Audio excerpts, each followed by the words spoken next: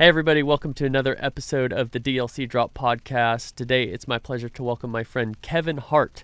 Kevin is the CEO of Aireal, which is an augmented reality platform that enables builders to see and experience their designs before they go into the building process. He also has a ton of great insights on the Metaverse. You're not going to want to miss this episode. Let's talk to Kevin.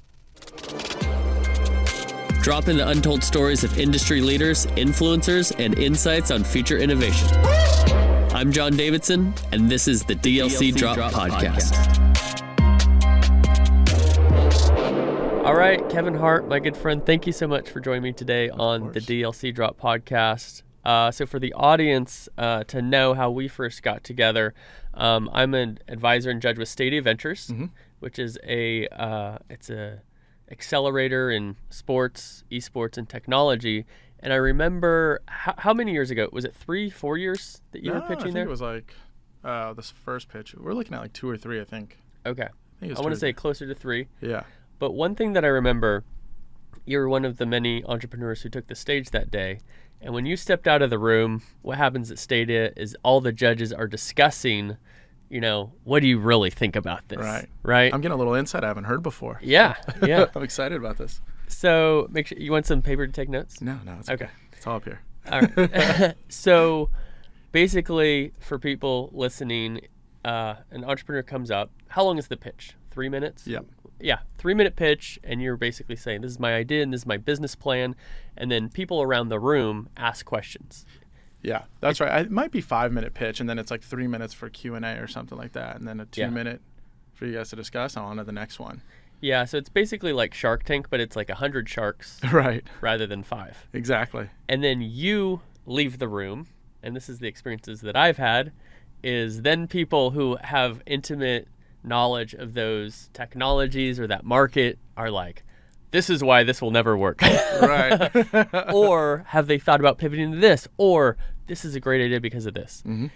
And what I remember hearing everybody said in that room when you stepped out is they said, honestly, I wouldn't care what this guy was selling. I'm investing in the entrepreneur even more than the business. That's awesome. I appreciate that. Well, and it says a lot about you. And so I always thought that that's always really interesting to me, is like the business versus the entrepreneur or the combined of both.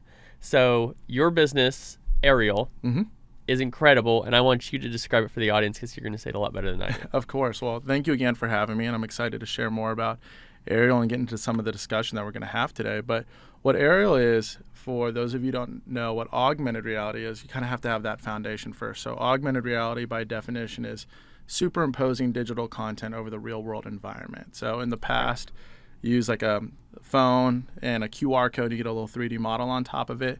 Well, what we've done at Aireal is we patented and created the ability to place augmented reality content based off of longitude, latitude, and altitude coordinates. Okay. And we can do so with nearly millimeter level precision globally. So that means that we could place augmented reality content anywhere in the world instantly for people to walk up, around, and interact with as though it's part of their real world environment. Insane.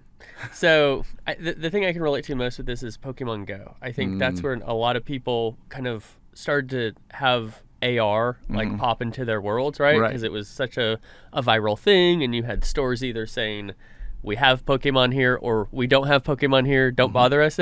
Right. You had people wandering through the streets like searching for one.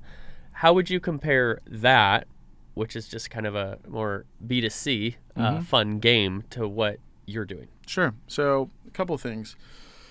One, with Pokemon Go, it was a good, icebreaker for what the future of augmented reality could be for a lot of people. But in the sense, it's not augmented reality in the geospatial sense. And what I mean by that is with Pokemon Go, you open up a map, you see where Pikachu is, you open up Pikachu, and you see what it looks like on the ground. But the interesting thing is with our type of augmented reality, you could walk up and around that asset as if it's there. With Pokemon Go, it was assigned to like one of the cardinal directions pretty much. So like northeast of you is where you see Pikachu on the ground. You could have literally gotten in a car, drove 20 miles away, and Pikachu would have still been moving with you at that exact orientation. So that's one of the key differences. So with that being a B2C, it's great, like I said, for exposure on augmented reality. Where we sit is like a B to B to C. Okay, so we want to make our clients look like the superheroes to their customers.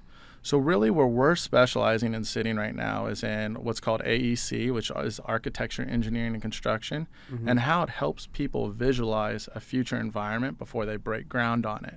Right. And so saves them a lot of money. A huge amount, because unlike normal renderings, people actually get to walk it, experience it at scale, make all of their changes real time. And the biggest thing that I say to people is that, for all of time, you would design something like a structure, you would build it, and then people experience it. And for the first time with Aireal, you can design it, experience it, and then build it. So all of your changes are made ahead of time, and you as a customer and the builder have the same expectation of that final product. That's incredible. And I mean, I've seen videos of you doing this where you're walking through an empty field with an iPad, right, and you can really feel, whether it's a home, an office, or a stadium, how far is this apart from each other? How is this path so that consumers could move, or that my family or my coworkers can walk around, right? Exactly. No, you're hitting the nail on the head. And like, one of the things a lot of people don't realize is there's other technologies out there like Matterport. A lot of people are familiar with that for like buying homes remotely, especially during the time of COVID. Yeah. But you're like clicking through to a series of 360-degree images. You're not actually understanding the true scale or walking through it as if it's there. What your brain is actually doing on a subconscious level is when you're physically walking through a space, it's kind of counting the steps you're taking and is helping you understand scale and depth in addition to what your eyes could see. Okay. So by having an experience where you could physically walk through it and move around something as though it's there, you have a better understanding of what that property can be, and it also increases engagement time and an emotional connection to that future environment. So how the heck did you come up with this idea? Like, what was it that sparked this, or what was your experience that brought you to that point? Sure. So it's evolved a lot over time. Okay. So the one misconception is that we're a startup, but we're not really. We've been around in January, it'll be 9 years since we were founded. And so we were just kind of ahead of the curve with what augmented reality really is now, because we started it so soon. But my background growing up, I've always been an entrepreneur starting in 5th grade, always been very interested in technology. When I went to school, I went to University of Texas at Dallas. And while I was there, I studied more on the user experience side of things, like how to form positive habits in people through the use of technology. While doing that, one of the spaces that was kind of emerging was augmented reality. And like I said before, it was that QR code that you could hold your phone up to and recognize recognize the QR code and see a little 3D model tied to the top of it. Right. Well, me wearing my user experience hat, I was like, how can we remove the limitations that a QR code has on what your experience could be? Yeah. And so that's where the idea popped in, like, how can I place it anywhere in the world? How can I increase the overall size of it? And so it was natural to come down to this coordinate system, whether it's a Cartesian coordinate, polygon. There's a ton of coordinate systems that could work in the world, and we wanted to make sure that we can make it work for us. Yeah. And so that's where the idea kind of started. But really, the one story that a lot of people don't know is I was driving down to Austin with some friends for my birthday one year, and I saw those billboards that say, "Does advertising work? Just did." And I hate those things with a passion. I mean, with a passion, because just because I can read doesn't mean that I'm converting. It doesn't mean that you understand who I am. You don't understand any metrics, nothing. And so I was like, how is it that I can combine this other idea I have about removing the limitations of what augmented reality can be by promoting a positive, engaging experience with what a brand is instead of just looking at a billboard? Make it interactive, wanting people to identify with what that brand is. So when we very first started the company, we were called Advertise. And so when we did that, it was meant to be like augmented reality, advertising, and marketing for the real world through engaging experiences. Wow, yeah. And so this was kind of like the origin, and like really all of our IP is tied to it because it goes into like what the Metaverse is now coming around to be 9 years later, believe it or not. And so it started off as that. And when we were heads down first 4 years creating the technology from scratch, then when we first brought it to market, we brought it to market in sports and entertainment. So hence the Stadia play here. Right. Well, I mean, we never did work for free. Our very first client was Discovery Channel. We did Shark Week for them. And then ever since then, it evolved into like the Dallas Mavericks, college football playoff, Arsenal in the UK, Nike, PGA, many others in the space. Wow. But then what we realize is this analogy I have of a vitamin versus a painkiller. And so in sports and entertainment, augmented reality at the time was a vitamin. It was a nice to have. It accentuated an existing experience, but it never really solved a major significant problem. And so we knew we had this incredibly powerful technology that could really change the way that people interact and perceive with the world around them. Yeah. And so we're like, where can we solve that biggest problem? And that's where it kind of led us to the area we're in now, where it is a painkiller by having it essentially as like the visual articulation tool that we've talked about so far. That's interesting. Something I'm always fascinated by is how businesses change and they evolve over time. I started my company a little over a year ago, and I was kind of like, hey, I got these 3 pillars.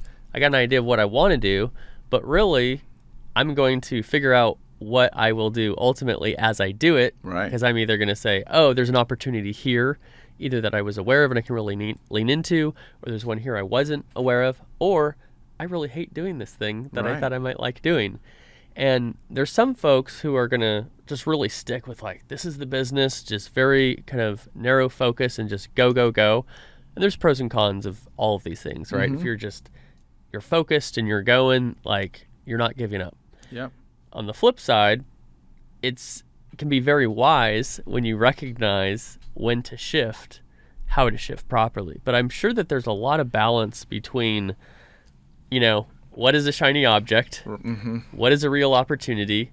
When should you abandon or adjust from your original mission? Right. What was that process like that? Well, for you guys? kind of like what you're even talking about with your 3 pillars. It's about narrowing down that focus, right? Yeah. And having that better understanding of what you want to target. Like, I'm sure your business is constantly evolving because you're in a market that is constantly evolving. Something new is popping up literally every day, and the same thing kind of applies for us. So you got to be light on your feet and kind of agile to kind of see where the trends are going to make sure that you have like that base that works with everything in that sense. So for us, kind of going down that route, we knew that we had something that could apply literally for every industry. If you go back and actually watch my very first public presentation, which was at, I think, Dallas New Tech back in 2013, and everything I wanted to do, I was trying to boil the ocean. I was saying, this works for sports, entertainment, education, real estate, like everything. And it's like, if you're trying to do everything, that's like, you're never going to be good at one thing. Well, I've heard it said, if you're targeting everybody, you're targeting nobody. Exactly. I once spoke at a conference, and I remember the person before me was speaking, they did a Q&A after. And I can't remember exactly what the service was, but the person in the audience was asking about targeting. And they said, the problem is my service applies to just about everybody, so why would I target one? It was like, no. Like, you're never going to specifically engage somebody because if you're just like super broad. So how do you go about then to saying, okay, I have a very broad service, which could sometimes be seen as a benefit because, maybe your client base can be larger. Sure. But how do you identify the priority of who you're then targeting? That's kind of a loaded question, so I hope you're ready for this. No, but what it really comes down to is like augmented reality kind of has that stigma to it of what you started off with, which is Pokemon Go. Right. So a lot of people think, it's this cool thing. I can see something. I'll interact with it one time, and they don't come back to it. But it really comes down to like, augmented reality is an incredibly powerful tool if you're applying it to the right area. And I mean, you could say that about some of the greatest things out there, whether it's artificial intelligence, manufacturing, anything. Yeah. You got to know where you're going to apply it to prove the use case to be valid. So it's our goal to make it a point to show how augmented reality can actually benefit society as opposed to be one of these distractors. And so that was kind of one of the areas where we narrowed in on.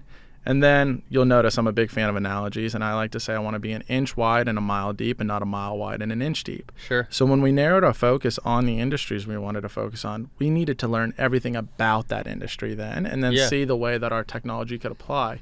Because we have to educate on the use cases, not educate on the power of the technology. And so that's where we had that focus. And so I have another strategy where we say we want to shoot bullets and then cannonballs. Everything we're doing in this space, we're shooting a lot of tests and seeing what works and what doesn't. As soon as we find something that works, we shoot a cannonball at it and we fire deep in those ranges. Once we perfect those process, not only on an industry level, but also a market level, then we start expanding to different markets, and then eventually we'll start expanding to adjacent industries that we can have the greatest impact. So it's really kind of, we're starting out here, but then we still want to expand to the other verticals where we can create an impact, especially with some of the tools we have coming out. Interesting. So I'm hearing, so shoot bullets a mile wide and cannonballs. Something like that. Something like that. Yeah. So what you start with, are you starting with what you're most familiar with, or are you starting with you're evaluating, hey, this is the best profit potential, or this has the best long-term business potential? How are you starting with those initial things? You would think it would be like, hey, what are we good at, right? Yeah. And so I thought, hey, that's kind of where we started off with sports. I grew up loving sports, and I played sports, and I was like, this will be easy. You know, I'm a fan of sports. I know how this will apply, but it's like, that's not always really the right case. You know, it's kind of how people say, oh, follow your passion. It's like, that's not always the right thing to do. You got to kind of figure it out. Yeah. But when it comes down to this, it was like, I have no background in architecture. I have no background in real estate, nothing. So it's like, before I founded the company, coming out of school, I worked in consulting. And one of the things you have to do in consulting is you kind of have to have, one, be very empathetic, and two, put on the hat of the client and understand everything about their business. Right. And so that's the approach we had to take when we got into this vertical, is like, learn as much as we can about it, learn their pain points. And then coming from a UX background too, the one thing I tell everybody is feedback is everything for us. So we want to hear your feedback. We want to learn what your pain points are, your process. And then we essentially go back and reverse engineer our technology to solve that problem for them, and that's what directs our roadmap. So it's a lot of learning that we have to do, and because we knew that would help us from a business standpoint, because it would validate our business model, it'd help us scale, and it would also help us with our margins, most certainly, because there's some level of repeatable process there. But I mean, I would ask you the same thing, like, how is it that you do it being like in esports? You know, like, things are changing every day there, and like, even the stuff you have to educate yourself on isn't even definitive yet. So how does that work for you? Great. I think a lot of it has to do with just, for me, keeping my finger on the pulse of things. I have a lot of connections with kind of a broad, diverse group of people. Diverse in many senses, but experiences and also where they are in their careers. So I'm talking to a lot of people, like Bob Garrity, right? Is a mentor to both of us, and so he's not from esports, but he has so much knowledge outside of esports that I can then either tap into or learn from there, and then apply to my own current expertise. I'm always reading. So I think, too, having laid a foundation of knowledge, if I breeze over an article, I'm like, okay, I get it. Right. Versus somebody who doesn't have the experience I've had, and they would have to take more time and need more context. But I've fortunately already built that up. The other thing is, I have pretty strong connections with a number of college students. And so even though I'm 38 years young, I still skateboard and I do these things that are probably, maybe not every 38-year-old is doing that. Right. But I want to be so careful that I don't lose my cool, that I maintain what are the kids talking about. And if I'm saying what are the kids talking about, that's a sign that I'm not in touch. Right. But a lot of it, I guess I would say, now that I'm saying it out loud, is through developing relationships that are mutually beneficial. And so for somebody like Bob, I add something to his expertise. I kind of help him keep him cool. Right. Somebody reaches out to him for esports, he's able to answer them through me, sort of a thing. And on the flip side, I guess I'm kind of in the middle of this whole dynamic, is that I've got these younger people who really understand culture, really understand gaming, like, what's the hot thing, what are your friends doing? And then I can help them with things that are based on my experience, whether it's more involved with business or some leadership or things like that.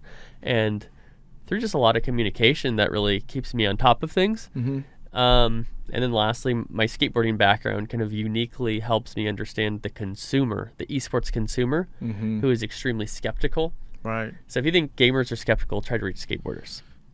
And so it's kind of a nice thing that's happened, that my passion, you're talking about, do you follow your passion or not?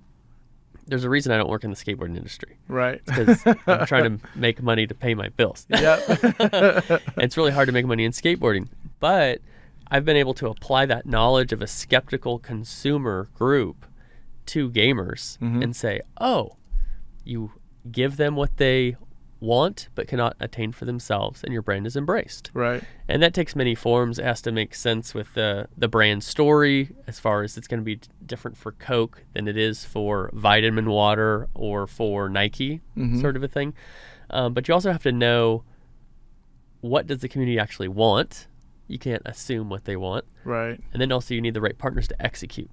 So I'm fortunate to have a lot of relationships with teams, leagues, influencers, things like that. Interesting. So, no, I think that's what's fascinating about you is you have such an interesting subset of targets that you have to do, and how you have to blend these two worlds together, and like make sure that everybody understands, like, hey, we're doing this together. It's mutually beneficial, and it's not just like one person having to put everything up. And like empathy is a big part of that. That's one of the things I always try to hang our hat on, is like, put yourself in the other people's shoes and understand like what are their needs, and that'll help you solve the majority of what your problems are.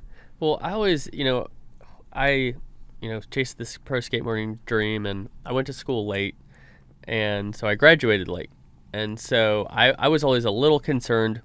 My experience in the hard skills of actually, doing a marketing job or whatever, I'm not the guy that's like super in the weeds with the hard skills. Right. But I have these soft skills. I'm a good communicator. I'm empathetic. I'm able to really read people. I love communicating and, bringing a network together. And I was meeting with a mentor of mine actually right before I launched the podcast, and he helped me with a lot of the theme of this whole thing. But I was like, man, I feel a lack of confidence that I don't have like these real strong hard skills and all these things that I want to do, but I have these soft skills. And this guy's very much a soft skills guy. And he was like, John, isn't that what brings everything together? Right. If all you have are hard skills, it doesn't work, because you need the soft skills to lead, to guide, to bring people together. And what I have found throughout my career in a number of different industries is there's a lot of value in being a translator, to be able to communicate between two groups of people who can't talk to each other. Right. And, one of my roles, I'm the chairman of the Esports Trade Association. That's what we do there. We help the endemic esports community talk with the experienced business community, right, so that they can improve their business practices and do more better together. I've worked in the design industry, where I was working with a bunch of designers, but I was client-facing with clients who knew nothing about Photoshop or Illustrator or Cinema 4D. Right. And it actually worked out well, because I could see everything from their perspective, where a designer might be a little too in the weeds to understand how to communicate everything in a very, like, 101 way. Right. And then also part of it, I think, just has to do with my age. I am 38, so I'm kind of between the young people and I'm between the old people, and I can talk both languages. Right. And I'd be curious if you've had one of these experiences, but this just popped in my head, is there's a very specific experience that helped me become far more empathetic. And it was a debate class in community college. Shout out Reedley College. I think they're the Tigers. It's a long time ago. It's my hometown, Reedley, California. So I had this debate class, and I love debate, because I just love crushing people. Right. But I love just like, pulling out these ideas and explaining them and saying, that's not correct because of this, all these things. Well, this assignment was very different. And what it was, they said, you have to argue an opposite point that you believe yourself. Interesting. And it's crazy that it was just one project that had such a significant impact on me. Right. But to completely put myself in somebody else's shoes and to have to argue it to win a debate made all the difference. And so the topic was to lower the age of drinking to 18. And I don't think we should do that personally. Right. I think, man, if I could buy beer legally when I was in high school, would have been even more rough than it was. Right. Yeah. And so what I did, but I had to argue for that. And so I was thinking, okay, what argument not only makes sense, but will win? And so what I went with was, we can send our kids to war. You can say I do, right? You can place a vote for the most powerful person in the world, but you can't have a refreshing adult beverage. Right. And I said, these are our options. Either we're changing the drinking age to 18 or we're changing the legal age to 21. Mm-hmm. And no one's going to change the legal age to 21. So you just gave them specifically one choice. Exactly. But have you had an experience like that where it just completely changed your way of thinking? And maybe it's not from an empathy standpoint, but something that has just either, stayed with you and you go back to recall that helps you in your business career today. Yeah. So one, also a fellow debater here. Was it Lincoln Douglas format that you had that one in, or no? Probably. I was vice president of the debate team in high school, so Dang. I have that. So we could have a good debate off camera, of course, or on camera. Maybe, and maybe that'll be pretty entertaining. Part 2 coming soon. Let's do an off-camera one, so I find out how good you are, and then we'll figure that out. Can we bring like the pedestals and everything and do it the right way? Absolutely. Okay. For me, I don't know if there was like specifically as it pertains to like an empathy thing, occurrence. I'm not sure if there was like one particular event that actually occurred there. I've always really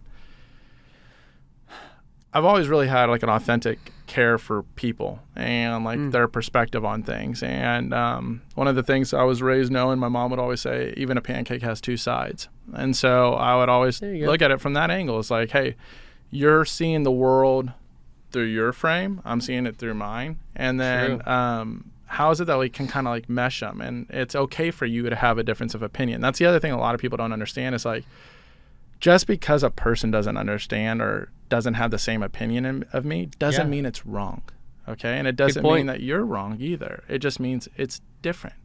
And actually, one of talking about reading, I'm a big reader as well, and one of my favorite books ever is Pitch Anything by Oren Klaff.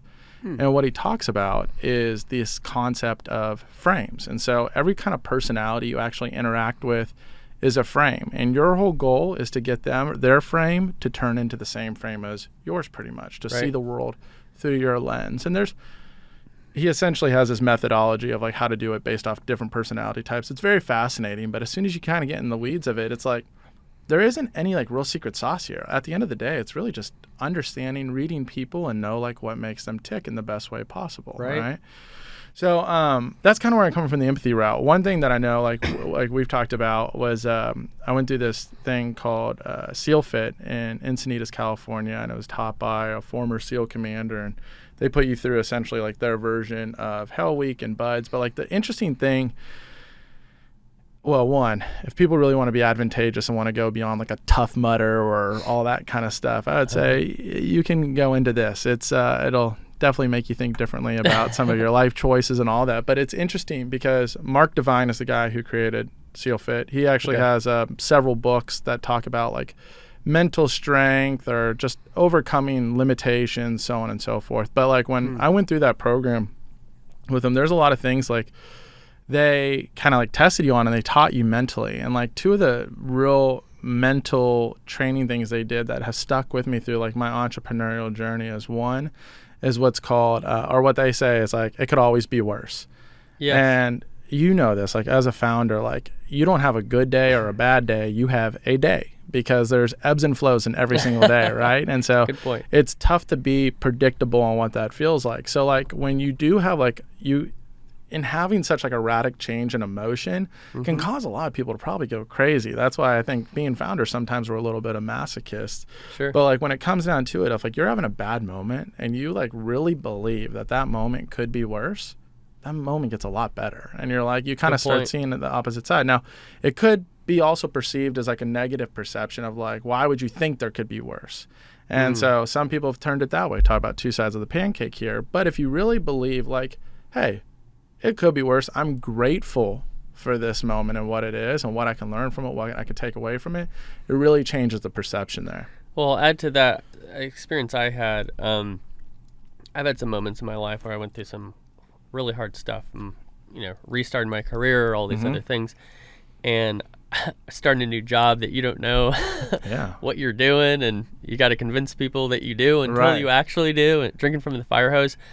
And I remember driving down the highway to work one day and just thinking, man, if it's this bad, it can't be much worse than this. Yeah. And that means I'm about ready for a breakthrough. Right. And that's another way of thinking about it is like the worse it gets, this is really bad. It can't get much worse. Mm-hmm. And I've seen a pattern through my life of it gets really, really hard, but then you get through that, mm-hmm. right? For a variety of ways, whether it's your learning or whether it's just the time and consistency mm-hmm. or something else. But yeah. No, like I think you're absolutely right. And it helps you appreciate that upside even more so, right? True. And so I think you can learn a lot about yourself, and it doesn't just apply to founders. I mean, you can apply this, like you're saying, to like your everyday job. Like, mm-hmm. what is that breakthrough? And like one other example where I experienced that firsthand is like when I founded this company, and it was 2013. I went to my very first investor pitch I've ever done. Mm-hmm. I pretty much got laughed out of the room. They're like, "This is stupid. Oh, wow. This is stupid." But a lot of people would feel rejected. And I did. I took a moment where I felt bad for myself. Like, mm-hmm. but then it's like, what is feeling bad for myself going to do? And then I started thinking, well, wait a minute. If they think it's stupid, there's probably an opportunity here, honestly. Like, this might actually be something. So you stick it out. And then, like, well, look why at us. don't they get it, too? Yeah, exactly. Well, it's just, it's so new, you know? Like, you're talking to, like, at the time, it was, like, a significantly older generation that might not even have a smartphone at the time. You know, like, we're talking about flip phones. So how is it that I communicate holding up this device that's like a portal into another different world? You know, like, that sounds like something out of Star Trek for them. But right. Anyways, like, that's one of those things where you kind of overcome. The other lesson that was taught to me that I think was applicable, but also could have its downfalls, is like, one thing, it was called the 20x factor. And it's like, no matter what you think you're capable of, you're capable mm-hmm. of 20 times more than that. Yeah. And when you do that, like, it's like, wow, like we were talking about it at breakfast one day. It's like maybe 2 times, 3 times seems reasonable. Push yourself, but 20 times, like, that's way more. Yeah. Like, I was doing push-ups the other day after, you shared this with me.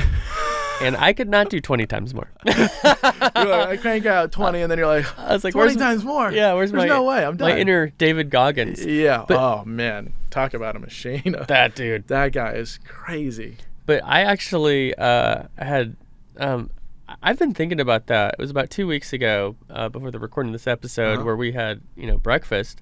And that 20-time thing has gone through my head many, many times mm-hmm. when I was pushing up against something. I was like, you're capable of more than this. You're capable mm-hmm. of more than this. And it's like that. Talk a little bit about, like, what is it that initial pain, mm-hmm. like, what is that doing? Like, what is the reason for that? And then pushing past that. I think it's just like expanding your mind is what it ultimately comes down to. And like what the capacity of what you think you can handle is. Yeah. And then it's, so one thing you always hear me talk about is like patterns, okay? Whether mm-hmm. it's in user experience design or technology, our daily lives, no matter what, there's always patterns. Like, when we were having that breakfast, I challenged you, I said, on your way home today, disrupt your pattern by identifying something new on the same drive you're always familiar with. I did. I actually went in a different direction. I don't know if that was that works. With the assignment. Yeah, it's disrupting the pattern of what you're familiar with. And so by doing so, like, it hits different parts of your brain that release dopamine, so on and so forth. But like, that aside, it just challenges yourself. It's kind of like that internal competition you have with yourself. And like, oftentimes you surprise yourself too. Like, when you broke through, you fought through like a little bit of a pain point or whatever it is, you decided not to throw in the towel and go take a break. You're like, know what, let's push through mm-hmm. and figure this out.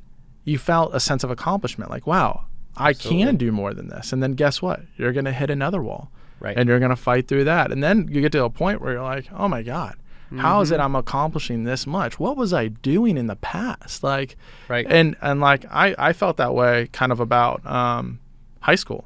Like, I was probably considered an average student in high school. And I played football, I did sports, all that kind of stuff. But it was like, man, if I had this like mentality and I knew that all I could get out of it if I put into it and really applied myself to other areas too, it's like, where could I be today? But I'm also a big believer in everything happening for a reason. And like, I love where my life is today. So it's like, you can't have that regret, but all you can do is apply it going forward and say, hey, like, let's really push ourselves.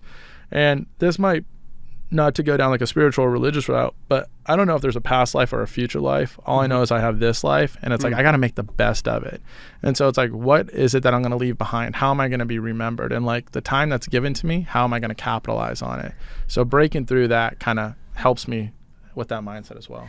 Yeah, on that note, one thing, I can't remember if I heard Gary Vaynerchuk say this or if he said something that made me think of it, but it's like a lot of people are operating like they've got another chance at this, Mm-hmm. you know? And think about the things that we are either scared of or intimidated of, right? And it's like whether to start my own business or whether to go talk to this person or whether to do this thing or the other, Mm-hmm. right? And a lot of times I think, wow, the way that I'm operating in my fear and not doing that thing is like I'm going to get another chance at doing this. Mm-hmm. I don't think so. No. And so if you were to have your mindset say, wait a minute, this is my one and only chance. Mm-hmm. I've got 75, 80 years, maybe, hopefully, Right. maybe a little more. If I've got this amount of time, and I've got one chance, why would I ever hold back Mm-hmm. and not just go for it? Right. Sounds like the start of an Eminem song. I mean, I got some spaghetti on my shirt. Yeah. I think that's irrelevant. No, but I mean, in all seriousness, it is there. Now, not saying like I'm not perfect and I don't have like my hesitations, of course, like human, Yes. but like that's what you have to recognize, right? Like you Yeah. like I was talking to a good friend of mine as well, and about how to overcome like even like an imposter syndrome type feeling, and it's like give that fear a face, like identify it. Don't let it just kind of sit in the back of your head. Identify what it is and then process like how to handle it. And I think doing that puts you in such like a powerful position with yourself, if Yeah. that makes a lot of sense. So like speaking of David Goggins, like one of the craziest stories I've heard about him that I absolutely loved, it was on another podcast, but he said like his turning point was like when he was really overweight. He was at home. Yeah. He knew he wanted to like try out for SEALs after watching it on it was like one of those specials. Yeah, it was some channel. I know what you're talking about. Yeah, Keep going. he was like, and I thought to myself, everything I'm afraid of, he's like, I'm gonna run towards. Now, like, literally think about that. Like, I'm deathly afraid of spiders. I still Same. call for my wife to come and kill the spider. I'm allergic to it, and I'm like, no, kill the spider. But like every once in a while, I'll kill one, and I'll be like, I did it. Yeah. I conquered it, right? I Conquered took care the of that fear. spider. Yeah. But like he's running towards everything. So like, Yes. or he like takes like the like embrace the suck mentality to a whole new level where he was like, it was like snowing out like 0 degrees. He's like, I can't run a mile to save my life. He's like, I roll over at 3 a.m. I see that it looks miserable out, and he's like, I told myself I have to get out and run. Mm-hmm. And it's like, honestly, like right now, if you were to tell me to do that, I'd be like, no way. Like, I'm gonna Yeah. roll back over. But like he ran towards that, and it's like talking about like he's mental strength on a whole nother level. Yes. Whole nother level. But like if you look at like how many times he broke through his 20x factor, how many times he broke through his walls, he's still achieving more things that like we don't even know how, right? And so it just shows you like your mind has so much more capability and control and power than what you can anticipate, really. So it's like, don't put those limitations on yourself. Like Right. you're fully capable of breaking through that and even doing more. And so like you're saying, like seize that moment, take advantage of that moment, and really go all in instead of worrying later, I should have done this, I should have done that. And it's like, you can't live in the past, you know, we got to see how we're going to move forward. Well, and I think to build on that, it's not about not being scared. It's about being scared and pushing through it. Right. Because 100%. if you're focused on, okay, I'm not going to be scared, or I'm doing the things that I'm not scared of, you're still limited by fear. Yeah. It's just fear is that limit is further out. But when you can recognize that fear and push past it and through it, then your limitations are far 100%. fewer, right? Yep. 100%. One thing I want to get into a little bit before we end here is the metaverse. Sure. We had breakfast the other day, as we've mentioned 20 times in Yep. this podcast. Great breakfast. Talk about the 20-time factor. I had avocado toast. You had like Pecan pancake. pecan pancake. Yeah. Great choice. Great Always choice. is. So, so we're talking about Aireal and what you guys are doing. We were talking about like the patents that you've had, and then we were talking about your view of the metaverse and what you see happening, how those applications are there. And this is so extremely relevant for the audience because we've seen a couple big announcements happen. Facebook changed their name Too meta. to Meta. And then Nike changed their name to Verse. Just kidding. No. But Nike filed a bunch of patents the other day for all their slogans and their trademarks and their logos Sure. and the ability to sell virtual goods. So this is something that we absolutely see happening. I'm super excited to see it happen. And I think too, I actually wrote an article about this just the other day in the newsletter, is there's these new trends popping up all the time, especially along technology, right? And a lot of times the question is, should I spend the time to learn about this? Should I outsource this to or make a connection or dig in, bring someone in to talk about it, like a lot of people do with me in esports? Or is this just a shiny object that's going to be a quickly changing trend, and I don't need to waste my time? Right. And I am convinced more than anything right now that if there is one subject matter to spend your time learning and really understanding, it's the metaverse. Would you agree? 100%. Tell me about it. There's a lot to like what this is to even have in this conversation alone, but like what it really comes down to is that the metaverse, simply put, is like the internet of the real world. Yes. Okay.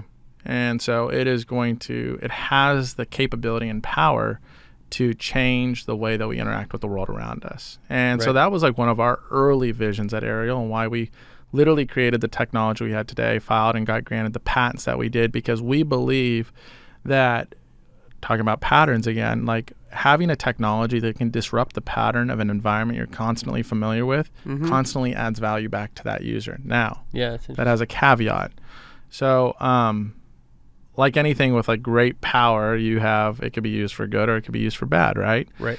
And I think it's now the most important ever to make sure that we have the correct intentionality behind what the metaverse will actually be and what do you how think people that is? use it. I don't think it needs to be a distraction from what our real world is. Okay. I don't like the concept personally of being in a completely different world. I like the idea of accentuating our existing world, because one of the greatest things about the world that we have today is these authentic connections. Right. Okay.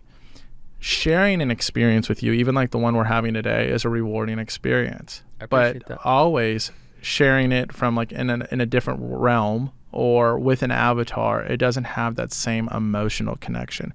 It doesn't form that same memory that it does if we're in person, for instance. I think Zoom calls are a perfect example of that, right? Like we've all been on Zoom calls for the last year and a half, but like being able to see somebody's face on a computer screen is not in any way the same as that in-person connection once you have that opportunity. To that point, exactly. Another great example is like, I would say 90% of our demos that we do of our technology from a sales process are actually done on Zoom.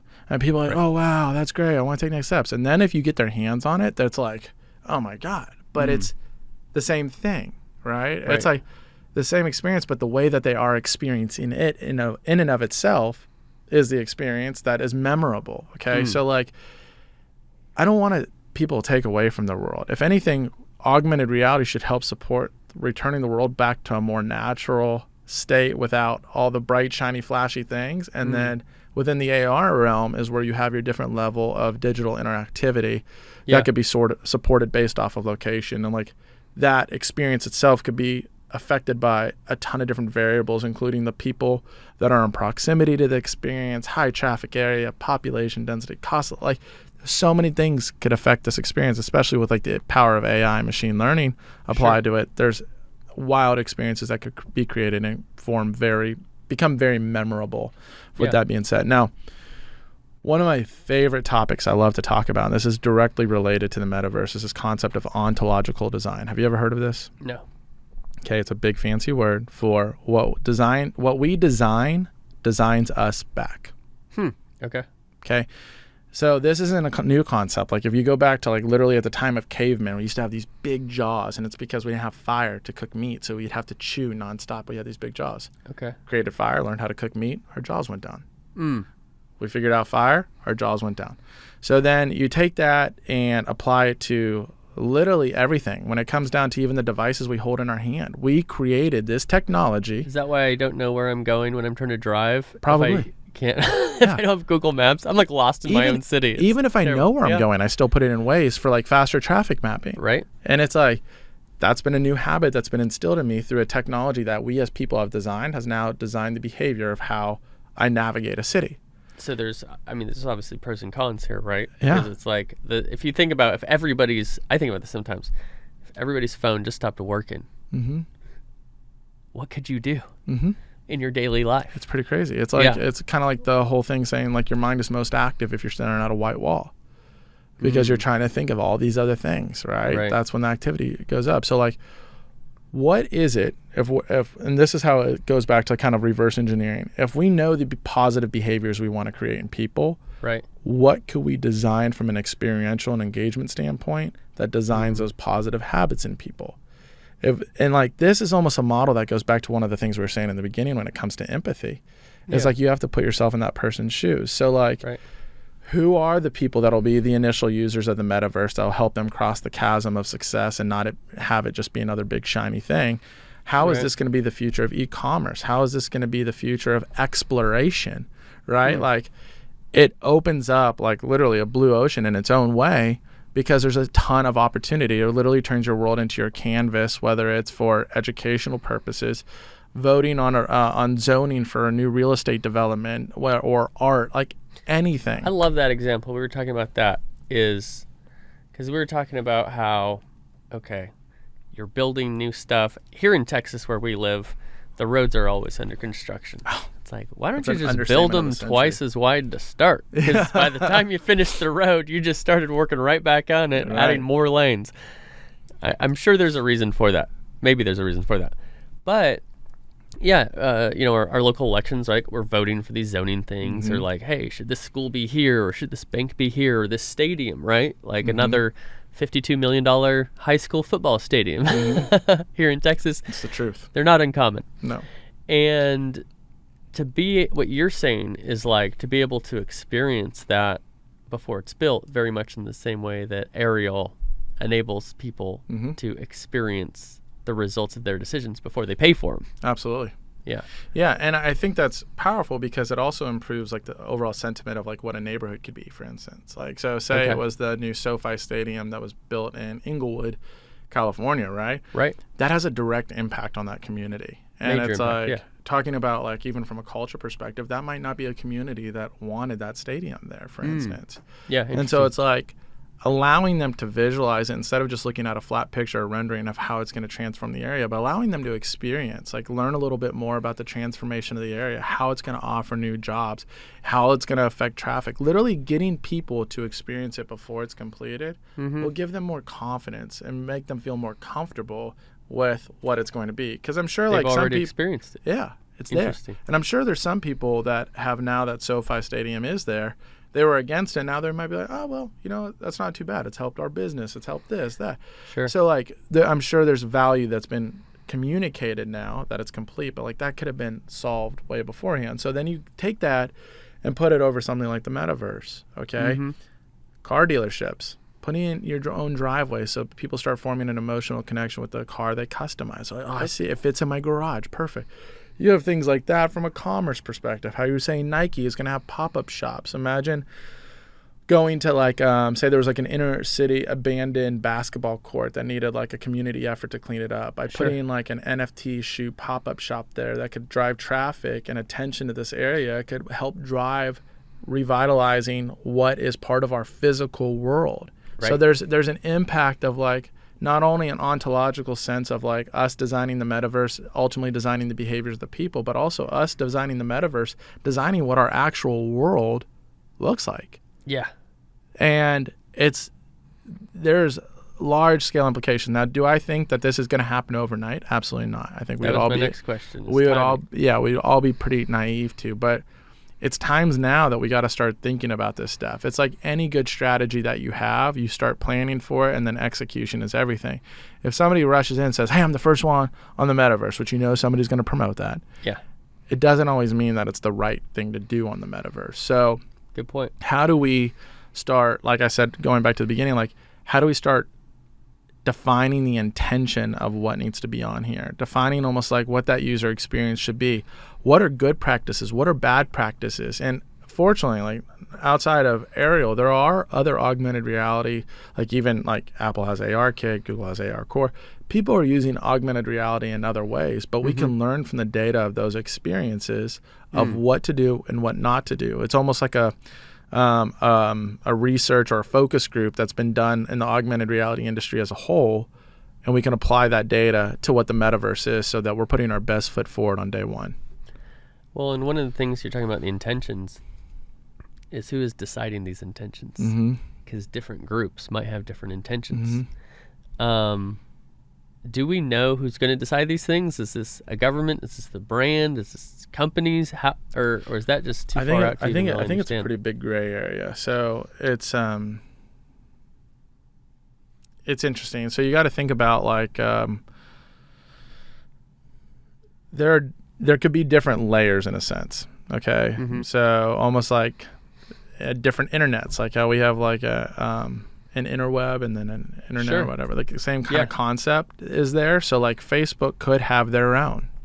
Google could have their own. Oh, interesting. You know, and so it's like there could be multiple layers. iPhone, Android. Yeah, so it's not like there's a definitive universal browser that will be the one for all metaverse entirely. Yeah. It's almost like within our same world, there's multiple dimensions that you can view and actually interact with. Now, that might get messy, but you can also think about it too from like a filtering standpoint. It's like, hey, what's appropriate for a kid to actually see from like an educational perspective versus what an adult dinosaurs will see. Walking around and stuff versus I've got all these ads. Yeah, exactly. Or I'm promoting like this engaging experience about the new John Wick movie. Like, well, we don't want a kid to necessarily be interacting with that. Right. We want them to have maybe like the educational metaverse, right? And so, I mean, and like there's so much power there, especially like one of my favorite things to talk about from this side is education. Like my wife's a third grade teacher. Right. And when like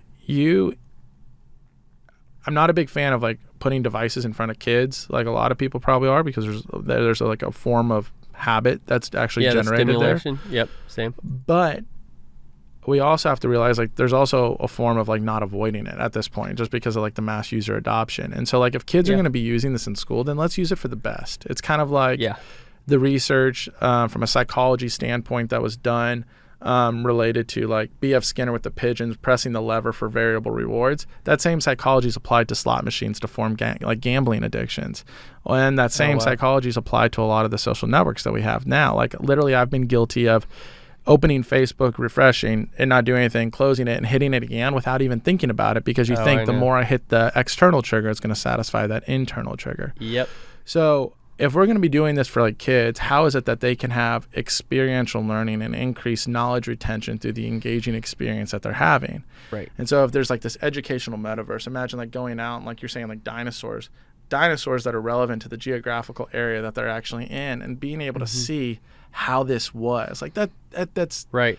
That is the Brontosaurus. This is like the foundation of creating memories. And you got to think like us as people, creating memories is like one of the most powerful things we have, having that moment. True. So if we can have a technology that actually helps empower memory creation in a positive format, we're really onto something here.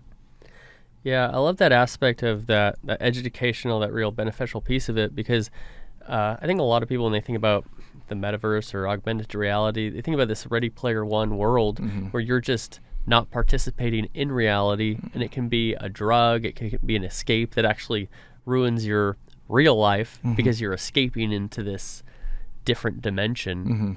But recognizing, like you said, some of this technology is unavoidable. How do you evolve in a positive way and say, yeah, we want our kids reading books? How could they learn more effectively with this technology? I think it's interesting. One of the things that I like, it's a term that like I want to stick with everybody, but and it's not getting a lot of legs yet, but hopefully it does, especially with this podcast. Hey, yeah, it's going to pop off after this, for sure. But when you look at it from like a Ready Player One concept, it's you have this persona that is in there. Now, if you look at like what the definition of a persona is, it's a facade, it's a mask, it's not a true representation of oneself. Right. So literally in all of UX design, it says, hey, like what persona are we targeting? And I don't like that because it's not an accurate term. And what I prefer is a portrait, a user portrait, because it's more of a true representation of oneself. And so if we shift that mentality of focusing on a facade and focus on a portrait, a representation of one's true self, it helps us narrow down our intention, once again, intention on who that user is, why they're using it, and why it's important to them literally as a person. That's the variable, that's the disconnect across a lot of these social networks, is thinking about, hey, how can we get them more involved? How can we have them post more? And it's like, that isn't always the solution for what we need as people. Right. And I know that's a loaded statement, but think when it comes to the metaverse, thinking about the intention of what a person needs and how it could benefit them in a lot of different ways. I'm not saying like entertainment is out of it and that it only has to be a utility. Absolutely not. But think about what will help that person form either new memories, new knowledge, new experiences. Think about that and then start going back and figuring out the use cases. And I think we'll be in a much better place if we start there. Right. I think a term I use a lot is when you give people what they want but can't attain for themselves, your brand is embraced. And so working back from not just what people want from an entertainment perspective, sometimes, of course. Sure. But understanding what do we as humans actually need and working back and making sure your brand gets credit for providing those things. And then that loyalty and that engagement is breeded. Absolutely. I 100% agree. I love that statement. And I'm probably going to start using it. I'll quote you on it, but I'm going to It's on the back of my business card. It really is. Great. Well, hey, this hour went fast. Yeah, sure You did. know, it always does with our conversations. Where can people follow you? What should people know to follow up in the ways that you want? Yeah, absolutely. So you can go to Aireal.com, check us out. We have a intercom messenger down in the lower right. At any time, if you send a message there, it'll come to me and the other members of the Aireal team, and we'll happy to answer questions or have you even sign up and schedule a demo. We love showing our technology and literally hearing back from people's feedback on like how they would like to see it used, because ultimately like that's where we're heading is like we have a tool that will be coming out that allows everybody to create their own experiences on it so that they can interact with them in the real world. So go to our website. You can find us on LinkedIn. You can email me, khart@aireal.io. Our website is aireal.com. We used to be .io. Haven't switched the emails over yet. So there's that. And then, of course, on like LinkedIn and so on. So I'd love to talk to everybody and answer any questions anybody has. Yeah, I would definitely encourage everybody to reach out to Kevin. I love what you guys are doing. Thank you. I learned something every time we talk. And so thank you for joining me today on the DLC Drop Podcast. I appreciate it. Thank you so much. My pleasure. Thank you for listening to the DLC Drop Podcast. This podcast is part of the Esports Future I Podcast Network and produced by Innovation Media Enterprises. Make sure you subscribe on your favorite podcast channel and leave us a review.